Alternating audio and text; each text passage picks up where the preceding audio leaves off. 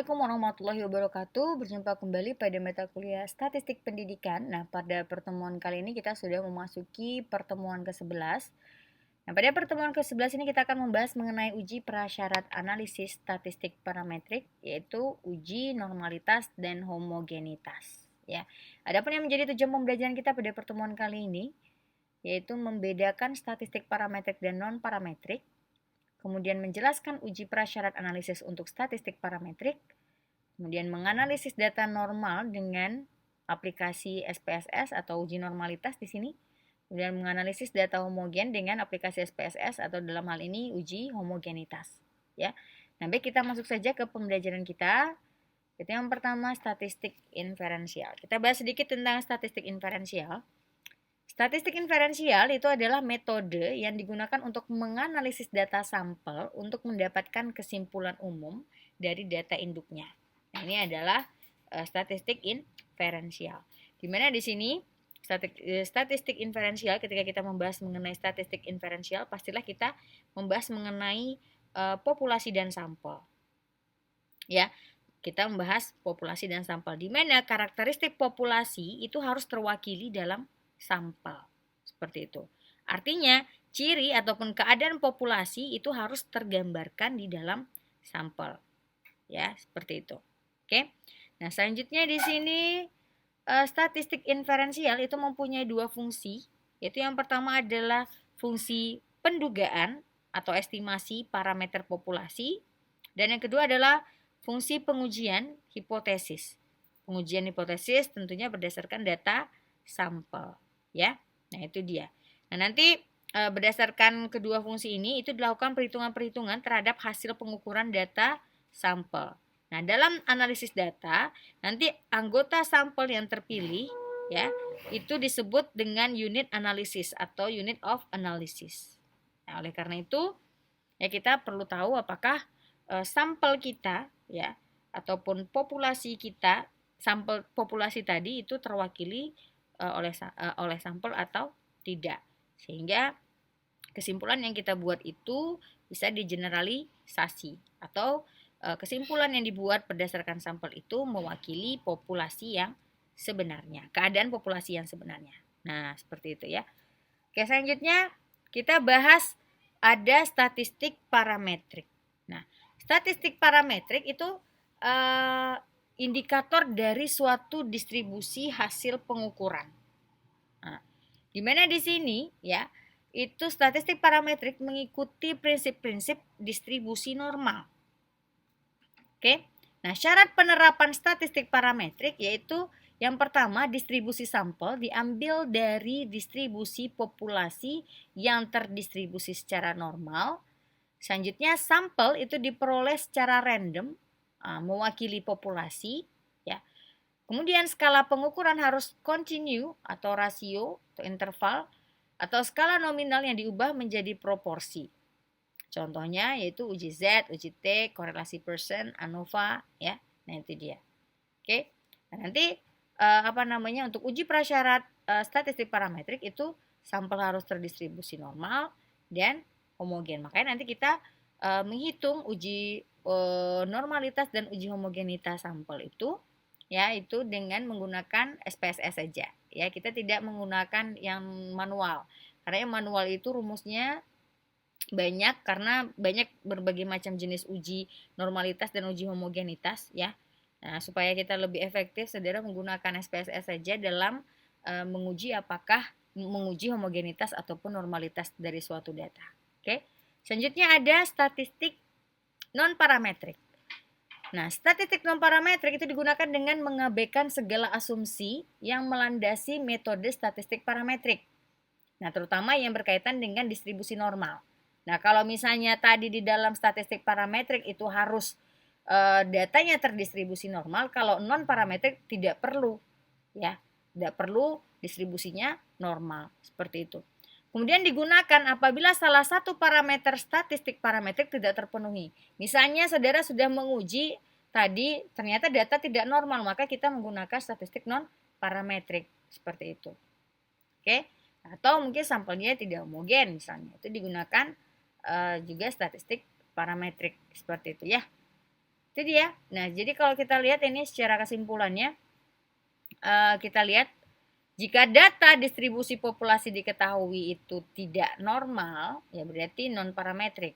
Kalau dia distribusi populasi diketahuinya itu ya normal, maka dia sampel bisa ditarik secara random. Nah, apakah distribusi sampel distribusi populasi itu jika dia varians kelompoknya sama alias dia homogen, maka kita bisa menggunakan skala pengukuran interval ataupun rasio dengan menggunakan statistik parametrik. Nah, jika tidak, maka kita menggunakan yang namanya non parametrik seperti itu. Ini secara kesimpulan bagannya, ya. Keterkaitan antara kapan kita gunakan statistik non parametrik dan kapan kita gunakan statistik parametrik. Oke, lanjut kita masuk kepada uji normalitas. Nah, pengujian asumsi distribusi normal itu bertujuan untuk mempelajari apakah distribusi sampel yang terpilih berasal dari sebuah distribusi populasi normal atau tak normal. Jadi kita mau mengujinya, ya. Selanjutnya, beberapa teknik analisis seperti uji T, uji F, yaitu mensyaratkan perlunya asumsi distribusi normal. Sementara teknik analisis seperti chi kuadrat, gamma, ya, kemudian ada Mann-Whitney, ya, ada Wilcoxon, itu tidak membutuhkan asumsi distribusi normal, alias di sini bebas distribusinya. Nah, nanti kita lakukan uji normalitas, ya, terhadap suatu data. Kemudian ada uji homogenitas. Uji homogenitas itu digunakan untuk menjaga komparabilitas, terutama untuk pengujian hipotesis tentang perbedaan rata-rata melalui statistik uji T dan uji F.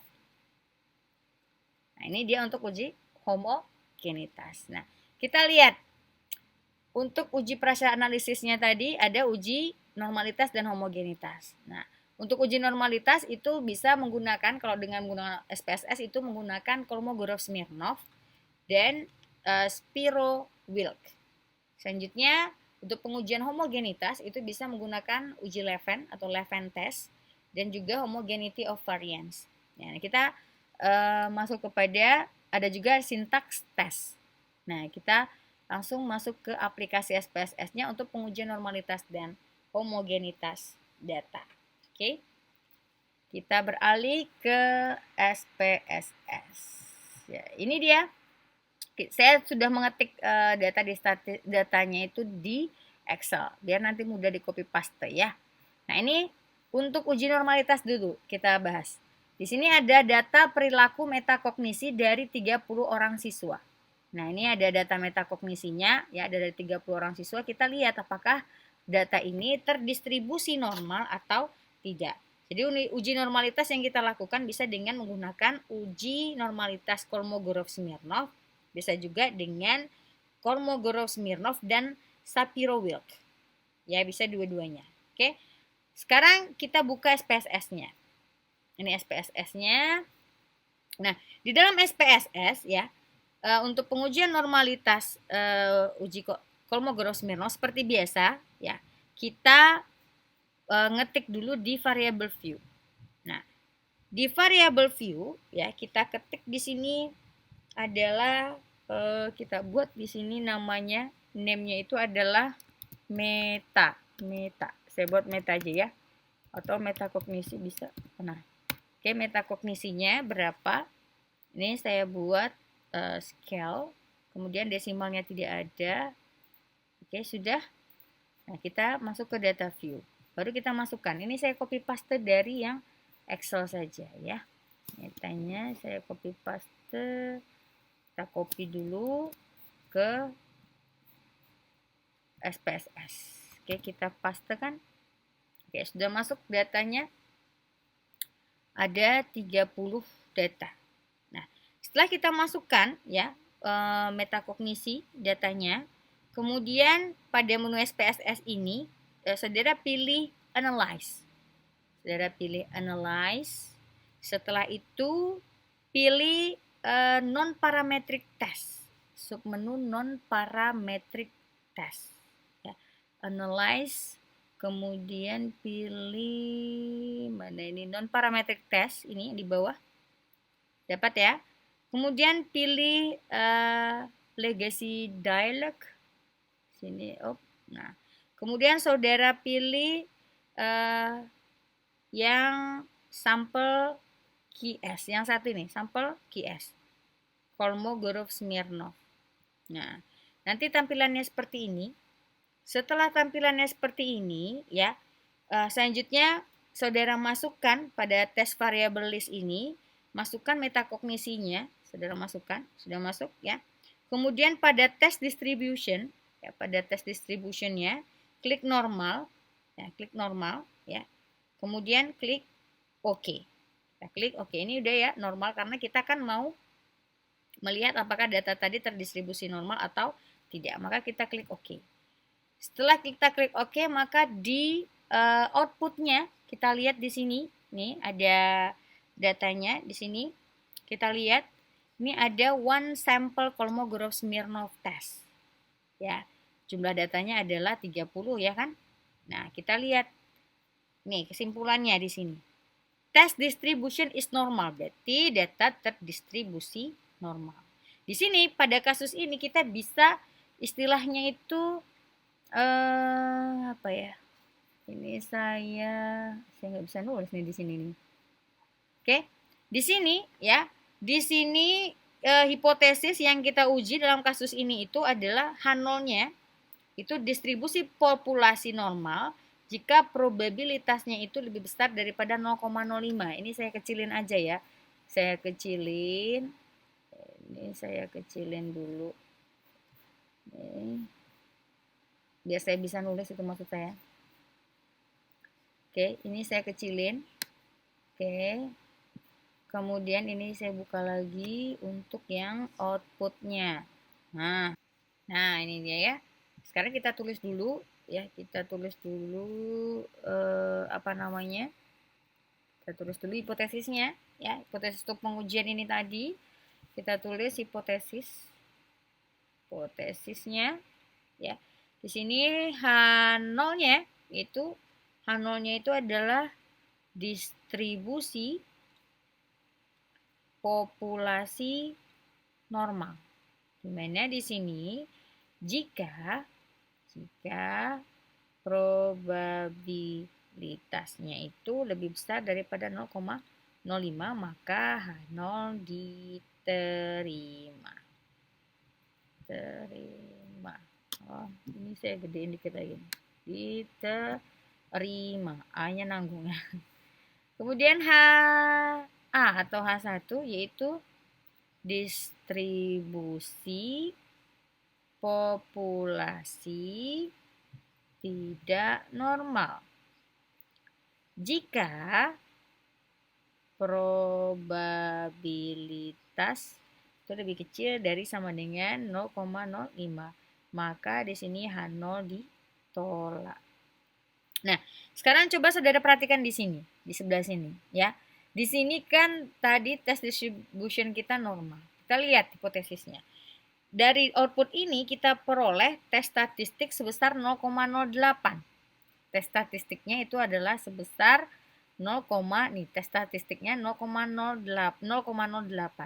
Nah, hal ini sesuai dengan jika saudara nanti menghitungnya secara manual ya, pasti dapatnya juga 0,08. Nah, selanjutnya kita lihat assume sign to tell-nya. Assume sign to tell-nya itu dapat diperoleh 0,2. Nah, 0,2 ini ya itu dapat kita tulis sebagai nilai probabilitasnya, di mana 0,2 itu lebih besar daripada 0,05. Artinya H0 diterima. Nah, dengan demikian dapat kita simpulkan bahwa data perilaku metakognisi itu berdistribusi normal. Nah, itu ya. Oke. Oke, ini untuk uji normalitas dengan menggunakan yang namanya Kolmogorov-Smirnov. Oke. Nah, selanjutnya kita menggunakan uji normalitas ini ya dengan uji Kolmogorov-Smirnov dan Shapiro-Wilk. Ya, dan Shapiro-Wilk. Kita buka lagi data kita tadi ya. Data kita tadi mana ya?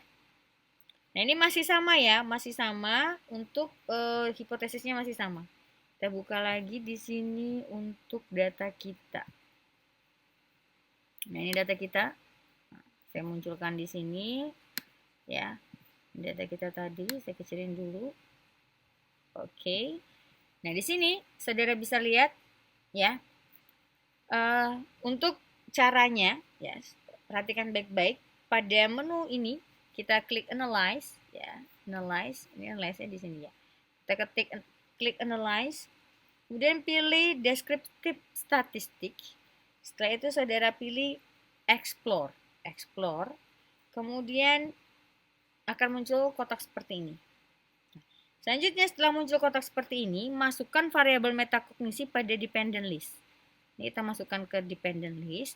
Kemudian pilih plots. Pilih plots. Setelah pilih plots ya akan muncul kotak seperti ini. Maka di sini pada deskriptif, saudara ini kan sudah terchecklist stem and leaf ya. Selanjutnya kita lepaskan checklistnya. Nah, pada box plot ini ya klik none. Saudara klik none. Selanjutnya kita klik normality plots with test. Normality plots with test. Lalu kita klik continue dan OK. Continue dan OK. Nah, maka nanti hasilnya, ini dia hasilnya. Hasilnya akan seperti ini. Ya. Test of normality. Kita lihat yang di bawah saja. Test of normality. Nah, ini kan terlihat nih. Plotnya normal, jadi berada di ini garis normal, maka datanya berada di sekitar garis ini, tidak melenceng-lenceng jauh. Ya, nah, kita lihat di sini test of normality-nya. Nah, di sini test of normality-nya kita lihat untuk Kolmogorov-Smirnov-nya tadi adalah 0,08, ya sama hasilnya kan. Nah, kalau untuk si Pirog-Wilks, ya untuk si Pirog-Wilks-nya itu kita lihat statistiknya itu 0,966. Nah, dan P value-nya itu 0,432. Ini P value ya, signifikan value-nya. Artinya di sini P value-nya itu kan 0,432. 0,432 itu lebih besar daripada 0,05. Berarti kesimpulannya sama, yaitu data populasi perilaku metakognisi berdistribusi normal. Lihat dari stick-nya. 0,432. 0,432 ini itu lebih besar daripada 0,05, kan begitu. Artinya di sini ya, di sini kesimpulannya H0 diterima. Nah, artinya ya kita bisa katakan bahwa kesimpulannya populasi perilaku metakognisi berdistribusi normal. Nah, kita lihat juga nih pada kiki plotnya. Nah, ini saya gedein lagi ya. Nggak kelihatan. Pada kiki plotnya kita coba lihat juga. Sebaran datanya itu merapat ya pada sebuah garis lurus. Nah, itu ya. Bisa kita lihat di sana. Oke. Nah, kita lihat juga di trend normal kiki plots of metakognisinya juga. Di sini kita lihat juga dari gambar ini sebaran datanya itu bentuk titik-titiknya itu tidak membentuk pola tertentu maupun terkumpul di sekitar garis mendatar melalui titik nol, sehingga data perilakunya itu berdistribusi normal. Oke, seperti itu ya. Nah, itu dia. Ini untuk uji uji normalitas. Selesai untuk uji normalitas. Nah, bagaimana untuk uji homogenitas? Untuk uji homogenitas kita lihat ini contoh. Untuk uji homogenitas kita buat yang baru lagi ya. Nah, kita buat yang baru. Ini saya save dulu, saya simpan dulu. Ini saya letak di sini saja. Namanya ini saya buat uji normalitas tadi ya. Saya simpan dulu. Nah, setelah itu baru saya buka file new data. Nah, saya buka new data. Nah, ini yang data yang baru. Karena saya mau menguji untuk uji homogenitas. Ini data uji homogenitas. Nah, tadi saya sudah sampaikan di dalam statistik parametrik itu data harus terdistribusi normal dan homogen. Seperti itu. Nah, bagaimana cara menguji homogenitas dengan menggunakan SPSS? Kita langsung SPSS saja ya. Nanti kalau saudara lihat, boleh searching di internet bagaimana cara menghitung secara manual, tapi itu sangat melelahkan. Makanya saya mengajarkannya langsung dengan menggunakan SPSS. Nah ini misalkan ini adalah data kemampuan koneksi matematika setelah diberi perlakuan pembelajaran, yaitu perlakuan pembelajarannya dengan mind mapping, ada dengan tematik, ada dengan kontekstual, ada dengan induktif. Nah datanya seperti ini. Ini ukuran sampelnya masing-masing sebesar 10 ya. Akan diuji homogenitas varians dari kemampuan koneksi matematika keempat kelompok ini. Nah seperti itu ya. Nah di sini hipotesis yang akan diuji itu hipotesisnya yang akan diuji ya. Hipotesisnya adalah untuk H0-nya ya, H0-nya itu hipotesis statistiknya adalah ini tau kuadrat, satu kuadrat, ini rata-rata ya dalam yang kecil. Kemudian ketiga kuadrat salah nih. Kemudian 4 kuadrat. Rata-rata ya X. Kemudian A-nya bukan H0. Nah, itu dia. Selanjutnya kita lihat di sini. Ya, kita lihat cara mengujinya. Oke, cara mengujinya di sini kita di variable view dulu. Di variable view itu kita masukkan data view-nya. Jadi variable view-nya itu adalah datanya itu koneksi. Nah, kan ini data kemampuan koneksi ya. Name-nya itu adalah koneksi. Koneksi ya. Kemudian ini tidak ada desimalnya. Kemudian kita kita beri kode di value-nya. Kan ada 4 tadi ya. Satu itu adalah mind mapping. Satu itu mind mapping ya. Satu adalah mind mapping. Kita add. Kemudian 2 adalah tematik. Kita add. Kemudian yang ketiga adalah kontekstual. Kontekstual. Kita add. Yang keempat adalah induktif. Induktif. Oke. Setelah kita add, oke. Nah, kemudian di sini ya, sudah kita lihat ini measure-nya kita kasih scale saja. Oke, selanjutnya saudara buka di data view. Setelah di data view, maka kita masukkan datanya ya. Kita masukkan datanya di data view-nya. Seberapa data view-nya. Oke. Itu dia, kita masukkan dulu data view. Kita masukkan data view-nya ini. Oh, ada satu lagi ya. Ini kan baru koneksinya. Setelah koneksinya apalagi saya buatnya di sana itu kelompok ya. Saya buat kelompok nilainya lah ya. Ini adalah kemampuan koneksinya, berarti kelompok. Saya buat kelompok saja di sini. Oh, ini bukan koneksi ya. Ini koneksi sendiri, salah nih. Ini kelompok ya. Ini saya buat ganti namanya jadi kelompok. Ada kelompoknya, kelompok perlakuannya itu maksudnya. Ini adalah koneksinya berapa. Seperti itu. Desimalnya tidak ada. Oke, ini adalah scale.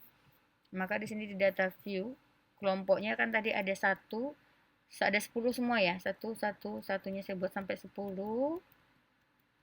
Kemudian 2-nya juga sampai 10. Oke, 2 tadi itu kan untuk tematik, 3 itu adalah untuk kontekstual. Sampai 30, berarti 4-nya itu sampai 10 juga. Oke, sudah. Kemudian kita masukkan nilainya. Untuk koneksi, berarti kan my mapping-nya tadi, yang satu itu kan mind mapping. Berarti di sini 6, 7, 7, 7-nya 4 kali, kemudian 8-nya 2 kali, kemudian 9-nya 3 kali. Nah, selanjutnya ada tematik ada 6, dan 7-nya ada 5 kali, 3, 4, 5, 8-nya 3 kali, kemudian ada 9-nya 1 kali, kemudian ada 5, 6-nya 3 kali, 8-nya 4 kali, dan ada 9-nya 2 kali. Kemudian ada 4, 5-nya 3 kali, 6-nya 2 kali, 7-nya 2 kali, 8-nya 2 kali. Dah, masuk datanya ya. Setelah kita masukkan datanya, maka di sini kita buka menu analyze ya. Kita buka menu analyze. Ya. Ini saya langsung buka besar begini aja lah ya. Nah, analyze. Setelah kita buka analyze ya, selanjutnya kita klik general linear model, kemudian kita klik univariate. Kita klik univariate ya. Kita klik univariate. Selanjutnya ya, kita kita masukkan kelompok ya. Kita pindahkan koneksi ya ke dependent variable ya. Kita masukkan koneksi ke dependent variable. Kemudian ada fix faktornya ya. Fix faktornya itu kita masukkan ke kelompok ya, kelompok ke fix factor. Selanjutnya kita klik option. Maka akan tampil seperti ini. Nah, di sini saudara masukkan overall ya. Kita masukkan overall ke display means 4 ya. Selanjutnya di sini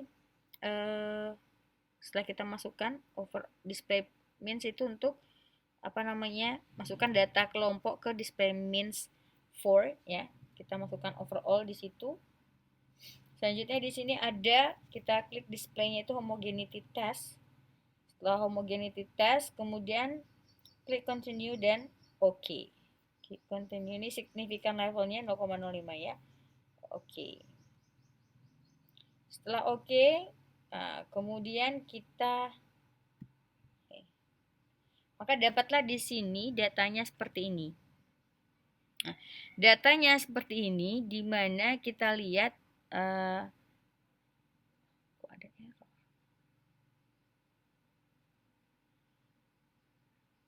Nah, between ini ada error di bawah ya. Nah, nggak tahu nih. Kita lihat dulu. Ini between subject factor. Between subject factor kelompok 1 itu 10, N-nya kan udah. Kemudian untuk Levin test, kita lihat Levin testnya ya. Ini test between subject effect nih nggak usah diperhatikan dulu nih. Karena kita kan mau lihat tes kita mau lihat yang kita lihat itu hanya untuk yang uji homogenitasnya ya. Jadi ini nggak perlu ini. Ini Levin testnya. Levin test of equality of error variance-nya kita lihat di sini. Nah, test the null hypothesis that the error variance of the dependent variable is equal across group. Ya. Di sini desainnya intercept plus kelompok. Nah, dari hasil analisis ini ya pada Levin test of equality of error variance ya di sini. Nah, di sini kita lihat F-nya itu sebesar 2,028. Ya kan? Dan DF-nya itu DF1-nya 3, kemudian DF2-nya 36 dan P value-nya 0,127. Nah, kita tahu bahwa tadi kita melihat hipotesis kita itu kan berarti ketika dia itu lebih besar daripada 0,05 maka H0 diterima. Ya, seperti itu. Nah, kita lihat signifikannya kan 0,127. 0,127 itu kan lebih besar daripada 0,05 kan? Nah, berarti di sini H0 diterima. Dengan demikian kita bisa menyimpulkan bahwa data kemampuan koneksi matematika dari keempat kelompok ini adalah homogen. Ya. Nih, data dari keempat kelompok itu adalah homogen.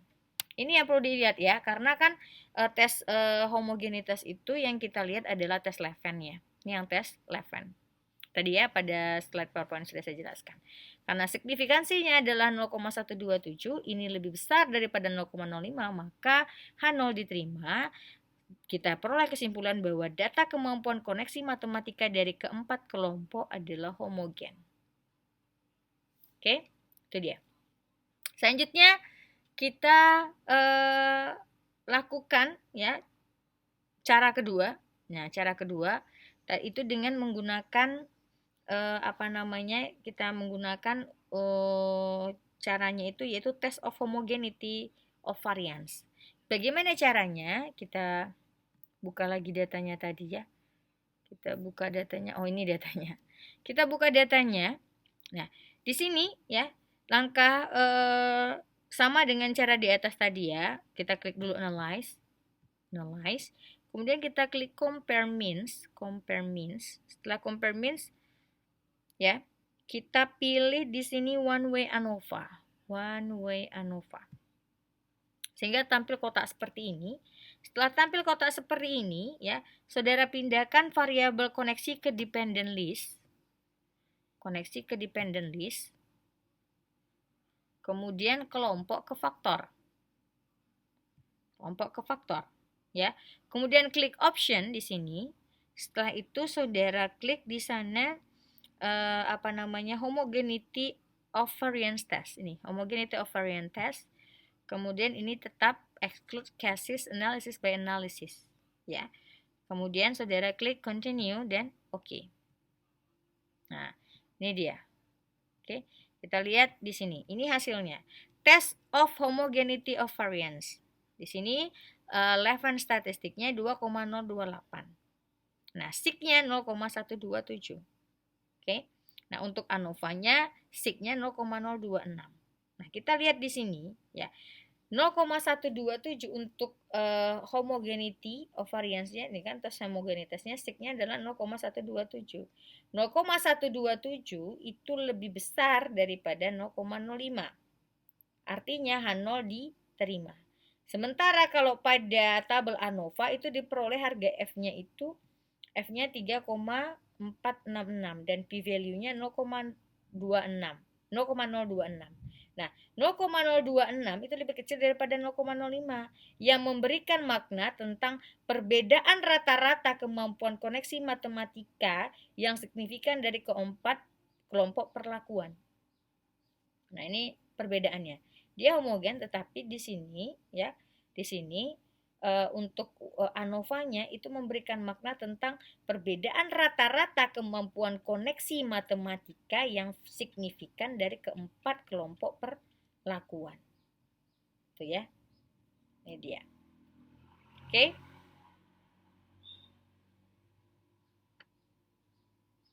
Selanjutnya kita lakukan uji ketiga. Uji ketiga itu uji sintak.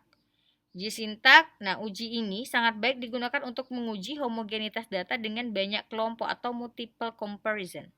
Misalnya dengan menggunakan data contoh yang ini tadi ya. Nah, di sini langkah-langkahnya kita buka file yang ini tadi. Nah, ini belum saya close, berarti kita tetap ini pakai yang ini saja. Kemudian kita klik new dulu, file. Kita klik file. Kemudian kita cari sintak. Nah, file ini. New, kemudian sintak. Sintak nanti akan tampil file. Oh, ini dia, muncul. Sintak seperti ini sudah muncul ya, seperti ini. Setelah itu tuliskan sintak seperti ini di kolom ini. Ya. Uni ANOVA ya, ini ANOVA, kemudian bawahnya koneksi by huruf besar kecil diperhatikan ya, kelompok, kemudian enter, garis miring, metode sama dengan SS type ini ya, dalam kurung 1, enter, kemudian intercept sama dengan include, nah, kemudian enter lagi, print ya, print sama dengan deskriptif parameter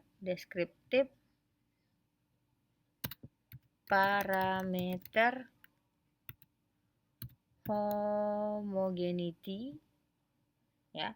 Kemudian enter lagi, garis miring, kriteria sama dengan alpha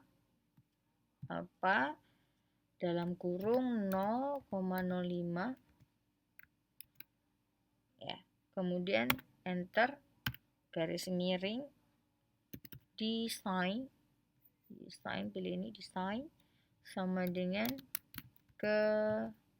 kelompok. Nah, ini nanti hasil penulisan sintaknya ya, seperti ini ya. Nah, seperti itu. Ini kita kasih tanda titik. Oke, ini kelebihan. Tandanya ini harusnya ini saya delete dulu. Clear.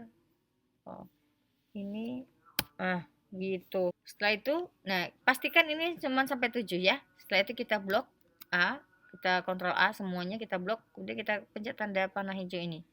Maka di dalam output kita muncul seperti ini ya. Ada deskriptif statistiknya juga di sini. Ini ada deskriptif statistik. Oke. Kemudian ada 11 test of equality of error ya. Nah, ini dia. Di apa namanya, dari hasil ini kita lihat di 11 test of equality of error variance-nya itu diperoleh nilai F-nya sebesar 2,028, di F1-nya 3, di F2-nya 36. Nah, signifikansinya 0,127. Nah, tadi sudah kita bahas juga ya, bahwa 0,127 itu lebih besar daripada 0,05. Nah, dengan kata lain, H0-nya diterima. Sehingga kita dapat menyimpulkan bahwa data kemampuan koneksi matematika dari keempat kelompok tadi adalah homogen. Nah, itu dia. Oke. Itu dia yang dapat saya sampaikan. Nah, jadi begini ya. Tadi kan mungkin saudara agak membingungkan. Kenapa tadi pada saat ini tadi, pada saat ANOVA tadi ya. Mana nih ANOVA? Di ANOVA itu kan signya lebih kecil. Nah, artinya di sini apa namanya? Maknanya itu terdapat perbedaan rata-rata kemampuan koneksi matematika yang signifikan dari keempat kelompok. Dia memang homogen, tetapi perbedaan rata-ratanya itu signifikan. Homogen itu bukan berarti nilainya tuh sama semua, paham gak maksud saya ya? Jadi nanti saudara bisa cek deh, kalau nilainya tuh sama semua, ya sama semua, ya antara kelompok mind mapping, tematik, konseptual, induktif, itu malah dia jadi tidak homogen jatuhnya. Nah, maka di sini dia homogen, datanya homogen, tetapi dia antara kelompok yang satu dengan kelompok yang lainnya itu rata-rata kemampuan koneksi matematikanya itu berbeda secara signifikan. Bisa dipahami? Nah, ini dia penjelasan dari saya untuk apa namanya? Uji prasyarat analisis pada pertemuan ke-11 ini. Mudah-mudahan bermanfaat. Saudara latih lagi agar ini, karena ini sangat bermanfaat sekali ketika saudara menyusun skripsi ya. Menyusun skripsi, terlebih kalau saudara misalnya menyusun skripsinya itu dengan menggunakan istilahnya itu nanti apa namanya, skripsinya itu bukan penelitian pengembangan tetapi lebih kepada apa namanya, penelitian pengembangan bisa dipakai nanti pada saat uji lapangan yang besar ya, implementasinya gitu ya. Nah, kalau saudara ingin penelitian eksperimen, nah ini sangat berguna sekali. Oke, itu dia. Demikian penjelasan dari saya. Saya akhiri dengan assalamualaikum warahmatullahi wabarakatuh.